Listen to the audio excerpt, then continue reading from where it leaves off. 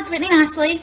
So I have been asked to share a case study on exactly step by step how I bought this crack house and why I'm going to be making money on it and how I knew it was a good deal, why I wanted it, all of that jazz. So I've come up with 10 steps, 10 things that I did that you can easily repeat and do to get your own deals done. And whether you do ugly houses or pretty houses, these 10 steps are going to work for you. So the first thing that I did was I was out talking to people. All right? Talking to people will get you more leads faster than anything else. And in particular, I was talking to some of the guys that live in my neighborhood. Like, that's how easy it is to find people. And then the guy that mows my yard walked up. So I started talking to him too. And the second thing I did, I'm talking to him and I tell him that I buy houses. The second thing I did is I said, do you know anybody that has any little crack houses or something that they just don't want anymore? And that question right there, do you know somebody who has a house that they don't want anymore? Y'all, that is gold. Okay? If you ask 10 people a day if they know somebody who has a house they don't want anymore, you're not going to need to do any other marketing. All right? So talk to people and tell them you buy houses. Ask for the leads. And in the conversation, I said, I buy houses. Do you know anybody that has anything they want to get rid of? And my yard guy was like, yeah, I've got 2 little ugly houses that I don't want anymore. Oh, really? Let me write down the address and I will call you back. Okay, so the third thing I did is I followed up. All right, he told me where these houses were. I drove over and looked at the houses. I didn't go in them. I just drove by and looked at them. All right, I drove by, I looked at them, and then this is the craziest thing. I called him back and made him an offer to buy it. That's step 4. Make an offer. All right. I called him back and I said, all right, they look good to me. How much do you want for them? And he said, oh, I don't know. Give me a price. And I said, how about 10,000? And he said, each or for both? And I said, both? He said, well, I can't do 10,000 for both of them because that's only 5,000 for both houses. But if you'll give me 10,000 per house, I'll do it. Really? Okay. So, step 5 is to sign the paperwork. All right? And these are little bitty dinky houses, and he wants to let them go for 10,000 a pop. And I'm thinking that they're probably worth 20 or 30,000. At this point, I haven't even really done any research or homework on them. But, all right, let's roll the dice and see what happens.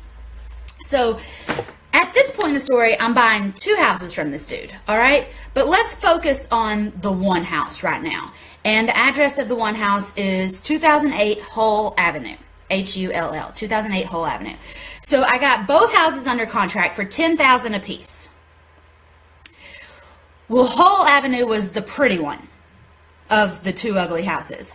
So I started, step 6 is advertising the property. I took 2 pictures, 1 picture of each house.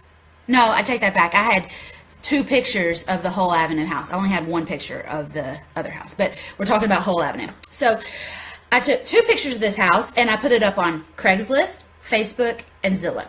I started advertising the property, and I started advertising it for $15,000 or a lease option. I had tons of response, all right? And that is number 7, find the buyers. So I had tons of people calling me. I had Facebook messages. I had emails. I had tons of people from an hour away, 2 hours away, wanting to come look at my little $15,000 house. I had a lot of people that wanted to do a lease option on it or a rent to own on it. So I had it out there and I was advertising it, and the neighbors next door at whatever the street number is, Whole Avenue, they called and they said, hey, we want to buy this house. We live next door. We think $15,000 is too much, but we would like to make you payments. Will you take $12,000 for this house? And I said, yeah, sounds good. All right.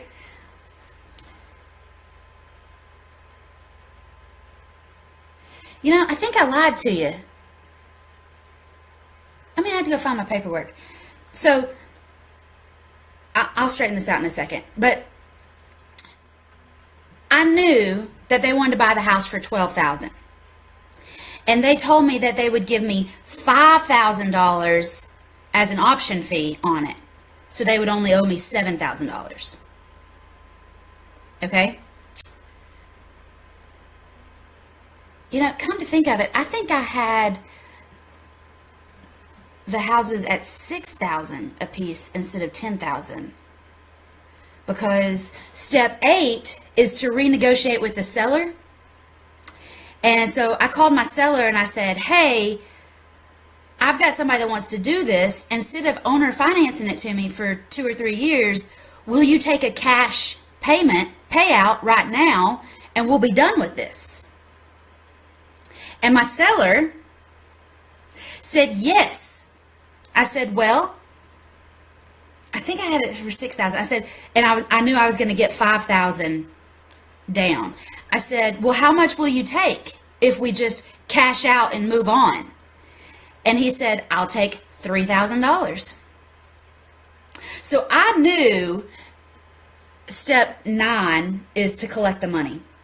So I went and met these people at a hotel because that's where they work and I don't have an office here. So I went and met them at a hotel, and step 9 was collect the money. So we signed the paperwork, and then I met them at the bank, and they gave me the money and I deposited it. So I had $5,000, and I'd called my seller and he was willing to take $3,000 and not do an owner finance deal. So I'm from Tennessee, but if I collect $5,000 and I only owe out $3,000, that means I made $2,000, right? So that's what I did. I got $5,000 from my tenant buyer. They owe me a total of $12,000, so they still are going to pay me $7,000 in monthly increments for the next 2 years, $300 a month. I renegotiated with my seller to get a better sales price. He didn't really want to do the owner financing, and when I presented him with money, he said, okay. So he took the $3,000. I got to keep $2,000. I ended up paying for closing costs, and taxes and stuff. So I spent about $500. So I ended up keeping $1,500, and knowing that I have $300 a month for the next 24 months coming into my account, so these people pay off the balance of $7,000.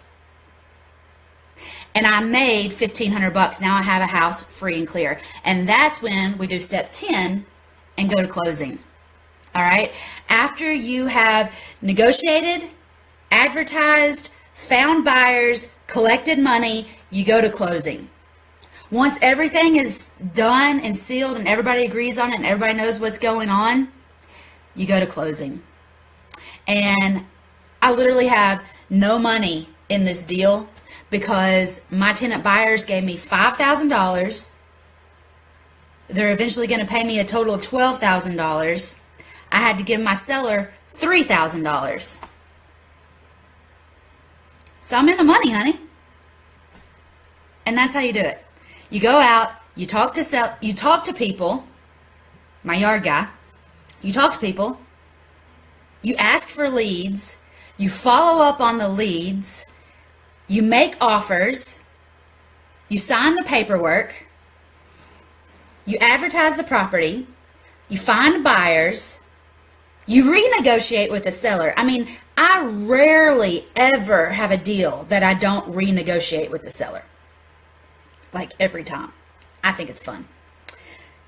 Step 9 is you collect the money because the money talks and the rest walks. And number 10, you close.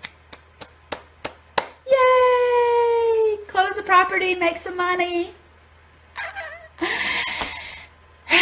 So, I bought a house for $3,000 with no money out of my pocket, and I'm going to end up making $9,000 with nothing involved. And you can do it too. Even if you forget what you originally agreed to pay for it. Because it doesn't matter. At the end of the day, I'm making $9,000 off a house that I have nothing involved in. So if I did one of those a month, I'd be making $300 on 12 houses. That's $3,600 every month that I can make with no money involved, with no flipping, with no real work. And you can do it too. I know you can. Let me know if you have any questions. Send me a message. I'm sorry I messed up my numbers in the beginning. But anyway, the point is renegotiate, get the paperwork signed, get the money, and close. Bye, y'all. Have a good day.